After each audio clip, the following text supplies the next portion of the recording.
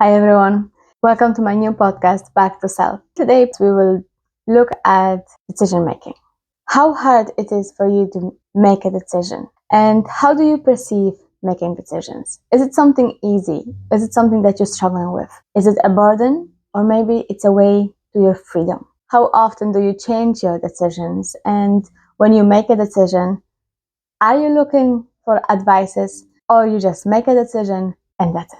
This is exactly what we will cover today, and you will find out what's behind your behaviors. I'm your host, Sylwa Kuchenna.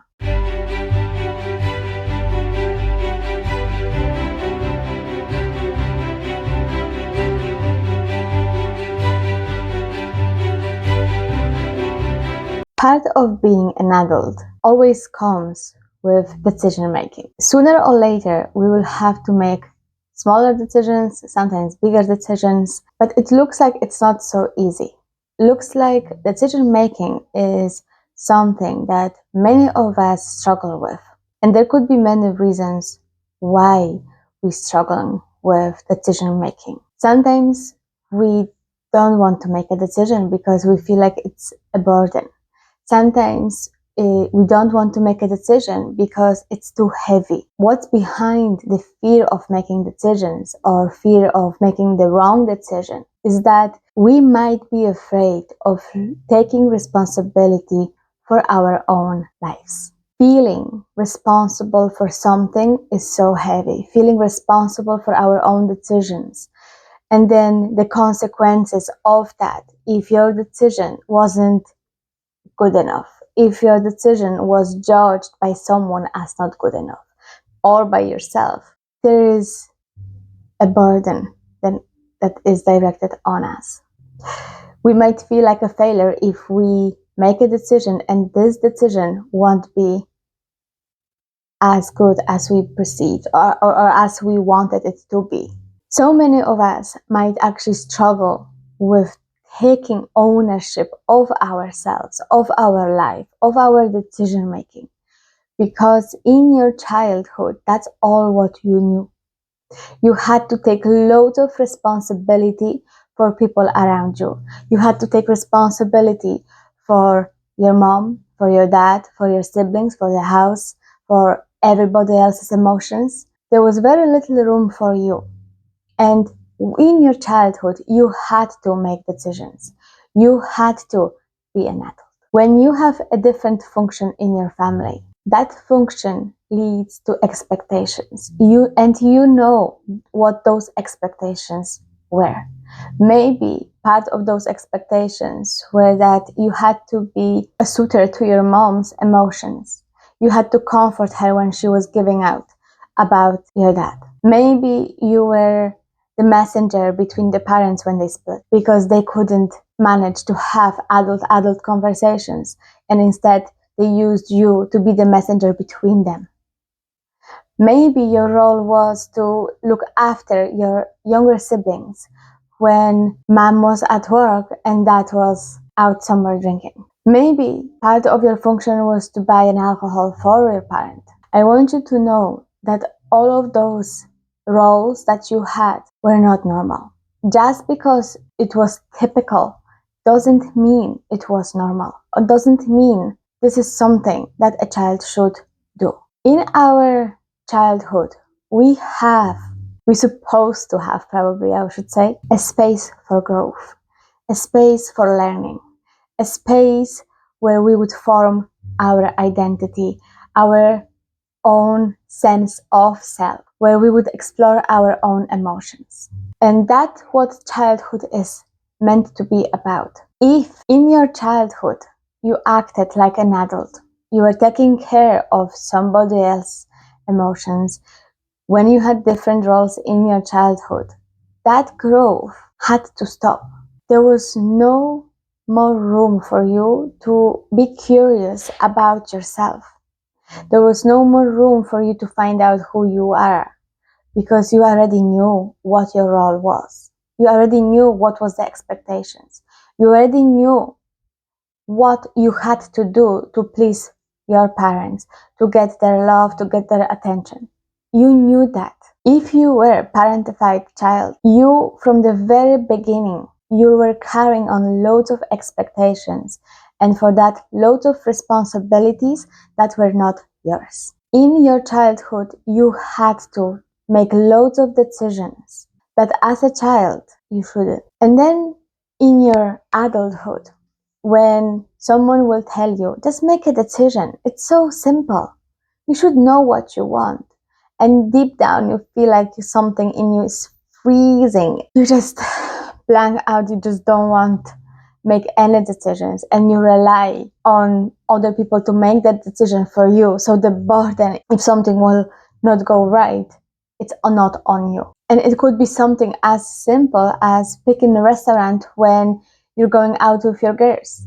You don't want to pick a restaurant, you don't want to pick me, because if someone will not have a good time, if someone might not enjoy the food, it's not on you, because you didn't pick that restaurant. And you might feel this is something so small, but it's not.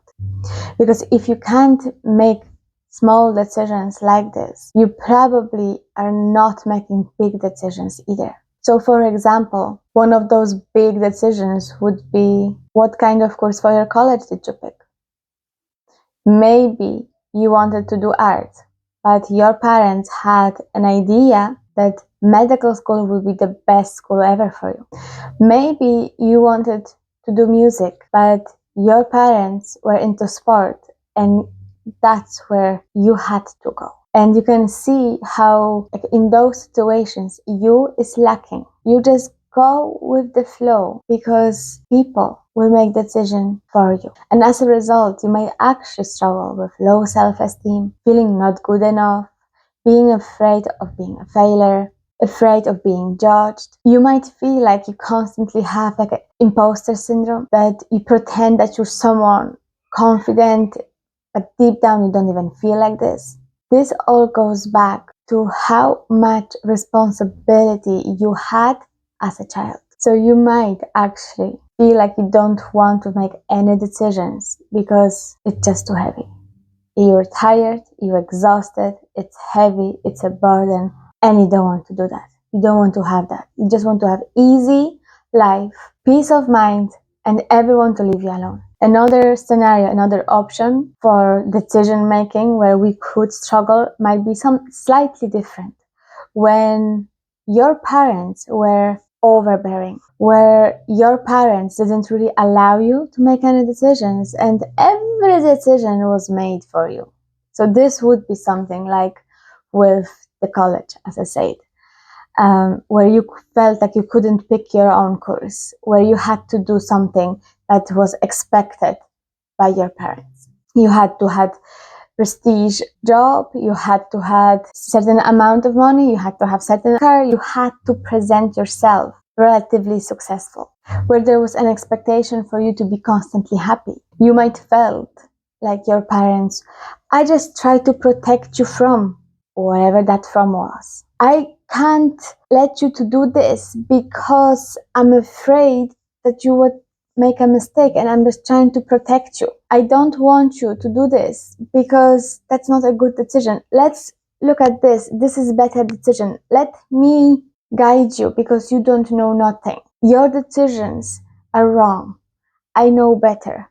So I will make decision for you. Of course, this is not said, but this is something that you heard. You know, this is how you internalize those messages. Let me decide for you. Oh, if I make a decision, it won't be good. They know better. Another expectation or the overbearing parent could be when they don't allow you to freely explore world, when they don't allow you to make a mistake, when they don't allow you to learn, and instead they try to lay down the whole path for you without any failure, without any mistake, with any bumps on your path. As a result, you're constantly doubting yourself. Your resilience is very, very low. Your ego is very low because you didn't have the chance to develop yourself. You didn't have the chance to get to know yourself. Who am I? How would I react if something didn't work out for me? You didn't get the chance to get to know yourself. When something doesn't go according to plan. So your resilience is very low. Instead, you have fear. Fear of, if I make a decision, it's going to be a bad decision, I'm a failure. Parents like that, they prevent their children to explore and to develop their sense of self. And as a result, we are adults who don't know who we are. We are adults who don't know our values. We don't understand our emotions. We feel almost robotic. We feel that our responses are automatic. We're living in a constant fear, and we don't feel like our life belongs to us because it never really was. Your life was never yours if your mom or your dad never allowed you to make a decision for yourself. And that's not normal. Once again, just because it might feel typical, maybe you know other people like you, that doesn't mean it's normal. It means that was part of your childhood experiences, and that could be traumatic. When you don't know your identity, when you don't know who you are, when you don't know how to make a decision without feeling guilty, that's you having a wound, inner child wound. With the overbearing parents, a very common trait or very common behavior is that they will allow you to make a decision, but immediately they will shift it into guilt. Mom, can I meet my friends after school? Yes, you can. And then a few minutes later, you might feel, I've been here all day cleaning and cooking, waiting for you. And here I am, I'm going to be lonely once again. No one appreciates me. No one wants to spend time with me. And you as young child, adolescent, you might felt immediate guilt. Oh my God, am I that bad of a person? Yes, she does all of that for me and I don't. Mom, never mind, I'm not going, I'm staying. Just put on some movie and we'll watch it together. That's you pleasing your mom. That's you not having a space to own your own decisions. What we learn from that experiences is that what you want is not important. And when you're going to make your own decisions, you're hurting other people, which might internalize in a belief that you're a bad person. You're a bad person when you make good decisions. You're a bad person when you make any decisions. You're a bad person if you want to do something for yourself. You're very selfish when you want to do something for yourself. And now, ask yourself, is that true? Is every child bad, ungrateful, when they want to go out and play with their friends? I don't think so. In fact, children like that who want to play and have contact with their peers, they want to develop properly. But that development stops when there is guilt tripping, when they're coming and saving their parents. If they're slipping into that role, okay, this is my function in this family, I have to save my mom. I have to make her happy. My decisions are bad, I'm a bad person. You completely abandoning yourself for others. And then as an adult, you're completely lost. In adulthood, for overbearing parent and guilt tripping could be you're picking a partner and you tell your mom, I really like John. He's really nice. And your mom says, yes, but I like Kevin.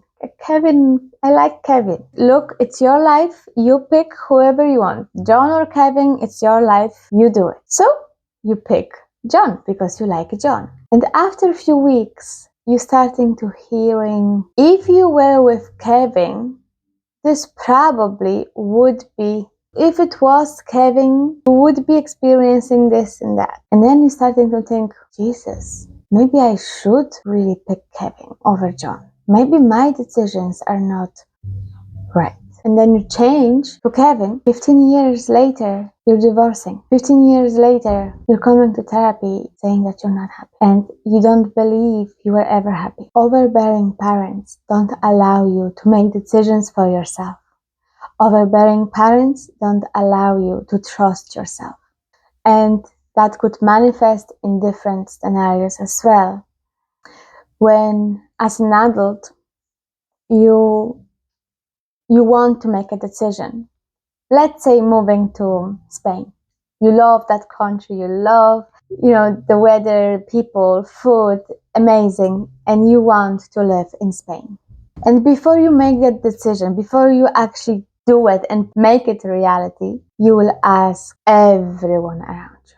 You will ask friends, neighbors, co-workers, partner, parents, grandparents, siblings, and your siblings' friend. You will ask everyone rather than staying with your decision. You have one decision that comes from your heart, that you want this, and you know you want this. You dreamed about Spain for a long time, but actually when it comes to it and sit with it, making that decision and not changing it because someone might have different opinions, you're struggling. You're struggling with that. Instead, you're asking people, you're asking for advices, you're asking for everyone's opinions. You want them to tell you what to do. It's almost like you want them to make that decision for you. There's a risk with that. Number one, every single person who will give you an advice is based on their own perspective and based on their own experiences. So that advice has absolutely nothing to do with you, your life, and what's good for you. It's based on what they think would be good for them. That's number one.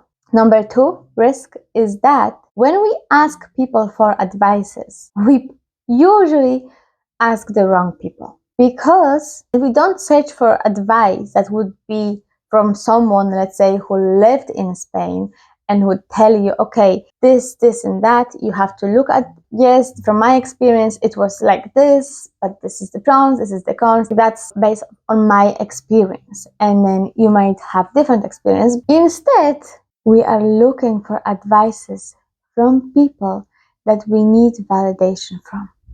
We're looking for that feeling of permission. We're looking for that praising feeling. We don't really look for an advice. We're really looking for the praising. Well done for making that decision. Oh my God, you're so courageous. Go for it. Well done. Do it. That's amazing. Oh my God. Daughter, of course you go. So we're really not looking for advice. We are looking for praising. We're looking for acceptance. We're looking for some kind of love, that our decisions are good, that our decisions are wise. We want people approval because we can't give that to ourselves. And I will be bold and I will give you an advice to start giving yourself praises, to start validating your own self and start to trust yourself. Start to make decisions and start trusting yourself in them. What does that mean? What does it mean to trust in yourself? And what does it mean to trust in your own decision making? To trust yourself means to sit with your decisions. Once you make a decision of moving out or being with that person or making that course and not to go with your parents' choice, sit with it. Hold that decision. And then when you're going to share your decision with someone, and the minute you start to feel judged or comments that are discouraging you to make that decision, you stay with it. Stay and hold yourself in feeling that uncomfortableness. Stay and hold. They will say whatever they need to say and it will pass. But that doesn't mean you have to change your own decisions. That doesn't mean you have to please them. That doesn't mean you have to self-doubt yourself. That doesn't mean they're right. Because the truth is with decisions making, if you won't make that decision and if you won't go for it, you will never know what it would be like or what it wouldn't be like. Because you can only find out by doing it. You can really find out who are you when you're going to make decisions. You're only going to find out who are you, your identity, your values, what's important for you, how can you respond, How would you like to respond if you're going to be curious about yourself? If you will stay loyal to yourself rather than to staying loyal to everybody else. This is the time when you gain ownership of your own life and stop taking responsibility for everybody else's emotions. It's part of that. Part of making decisions is to start taking ownership of yourself rather than taking responsibility for everybody else's feelings and their lives. Because if you would compare taking responsibility for your parents, your siblings, your partner, your friends, and taking responsibility just for yourself, of course, taking responsibility for everyone else will feel heavy. It has to feel heavy. Why? Because it never meant to be yours. This is not your baggage to carry. This is not and never meant to be part of your life. On the other hand, if you just take responsibility for your own self, for your own actions, make decisions and stick with them, stand by them, people very quickly will learn that your word is your law. And if you're going to say something, you will do it, regardless what they tell you. And once they will learn that, they will hold back from judgment simply because they won't be able to manipulate you or they won't change your mind, and they will know that. So the minute you're going to start showing yourself respect by standing by your decisions, by building that trust between yourself, by standing in that uncomfortable feeling and yet still do what you think is right for you, that will help you build a new personality that works with you. It will help you come back to yourself, the self that you didn't know before, the self that it's there waiting for you to connect with. Because when you start living for yourself and when you take ownership of your life, this is only the time when you're starting to be curious and more playful, and life won't feel like a burden, but instead it will feel like experience. It will feel like a journey, not a burden that you have to pull and just carrying on, and life is heavy and this is heavy and this is too much. Life will be about curiosity. What is this about? You will then be able to see possibilities and opportunities that you didn't see before because you were so looking down with the weight of that burden when you took responsibility for everyone else. The minute you start to give yourself freedom, trusting yourself, respecting yourself, standing by your decisions, and even though you might be afraid of making that decision, but deep down you know this is something you wanted for a long time and you're going to do it and you're going to stick with it, this is how you're going to show yourself, my life belongs to me and this is okay.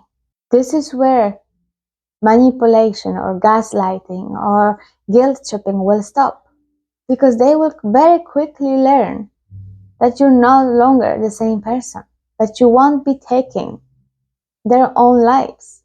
And when that happens, it means that they would have to start taking responsibility for their own lives. One life, your life, is all what you need to feel responsible for. Owning it will give you a huge sense of freedom, will give you ability to play with it, to be curious, to explore it. Imagine what could happen if this, and that would happen. And then you will start to create in your mind journeys or ways to get and to achieve those things. Won't feel like a burden. And the side effect of that is you're going to feel more confident. You're going to feel like your self-worth is growing. You will feel like your self-esteem goes up. And it's only because you gave yourself permission to take ownership of your life. Your past is impacting you, but you can change that. You can give yourself permission to be an adult, to be a free adult, and to make decisions that are supporting you, your development, and you and your life. You can give yourself permission to take your life back by making small decisions. And this is where I would like you to start practicing. In the areas where you said yes, and deep down you felt like no, and you wanted to say no, but again you couldn't say no because you felt like you had to people please, I would like you to start practicing saying no. Sorry, it doesn't suit me. No, I'm not going to do it. No, I don't agree with this. No, full stop. And in the areas where you were saying no to, and deep down you wanted to say yes, start practicing more yeses. Say yes to yourself. Say yes to all those postponed decisions, postponed ideas. Say yes to those things that would really excite you. Say yes to those things that deep down it would light up your soul, your heart, would make you happy, would make you smile. And say yes to your heart rather than saying yes constantly to your logical mind. Oh, if it's logical, then I can do it. If it's not logical, oh, not really, it doesn't suit me, I'm afraid. What if it won't work? What if people will judge me? What if I will get rejected? No. The only really one person who is truly rejecting yourself is you when you don't make decisions for yourself. In your adulthood, the only one person who truly is rejecting you is you, by not allowing yourself to be who you can be, for not exploring your potential, for not exploring yourself of who you could be if you just allow yourself to make that one decision.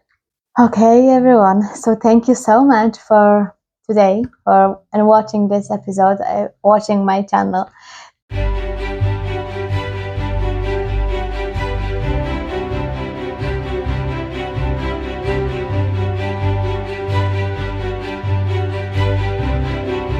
Don't forget to subscribe. Thank you. Bye.